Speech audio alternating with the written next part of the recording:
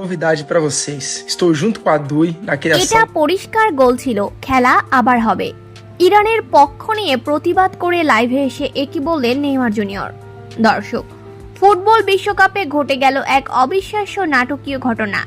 ম্যাচের শেষ মুহূর্তে মিশরের জালে বল জড়িয়ে উল্লাসে ফেটে পড়ে ইরান।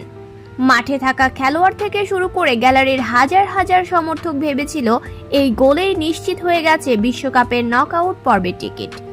কিন্তু আনন্দ বেশিক্ষণ স্থায়ী হয়নি। ভিএআর পর্যালোচনার পর রেফারি অফসাইডের সিদ্ধান্ত দিয়ে গোলটি বাতিল করে দেন। মুহূর্তেই উৎসবের পরিবেশ বদলে যায় হতাশায়। শেষ পর্যন্ত 1-1 গোলে ড্র করে নকআউটে ওঠার সুযোগ হারায় ইরান। এই সিদ্ধান্তের পর সামাজিক যোগাযোগ মাধ্যমে শুরু হয়েছে তুমুল বিতর্ক। অসংখ্য ফুটবল প্রেমীর দাবি ইরানের সঙ্গে অন্যায় করা হয়েছে। অনেকেই প্রশ্ন তুলেছেন এটি কিভাবে অফসাইড হলো। বিতর্কিত সেই ভিডিও মুহূর্তেই সামাজিক যোগাযোগ মাধ্যমে ব্যাপক ভাইরাল হয়ে যায়।